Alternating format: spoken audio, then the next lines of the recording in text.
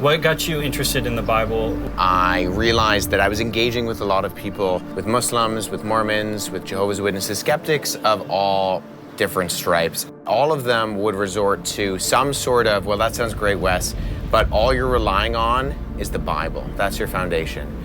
And you can't trust that. All you have are translations of translations of translations. All you have are error-ridden copies. You don't even know if you have the right books. You're reading Matthew, Mark, Luke, and John, but have you ever heard of the Gospel of Thomas? And so I realized that that was a genuine critique if it was true.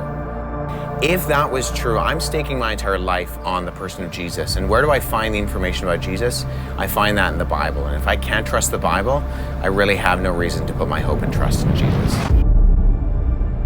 Hey, Andy Steiger here. We are in Egypt working on a new project called Can I Trust the Bible? So part of the trickiness with the Bible is that we think of the Bible as one book because we have it in a nice single bound volume. But the Bible is not one book as much as it's 66 books. 66 books written over a period of 1,600 years on 3 different continents by close to 40 different authors in 3 different languages. 2 major languages, Greek and Hebrew, and 1 minor language, Aramaic.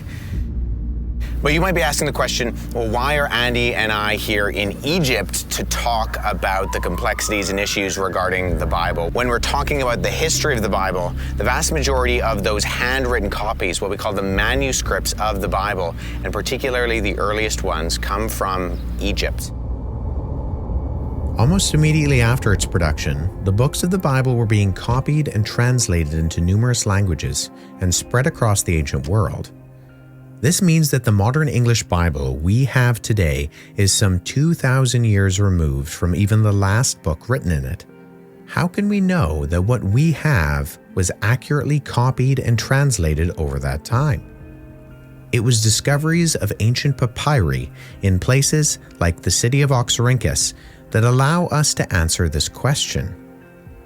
This city, on the banks of the River Nile, was where papyrus was being grown and made into writing material. It was in the garbage dumps of Oxyrhynchus where a treasure of ancient manuscripts was eventually discovered. In 1895, fresh graduate from Queen's College, England and Oxford, Bernard Grenfell and his friend Arthur Hunt left England on a trip to come to Egypt, sponsored by the Egyptian Exploration Society. Their purpose, to find papyri. Over 500,000 papyri were discovered, including every book of the Bible and a number of influential classical and religious texts.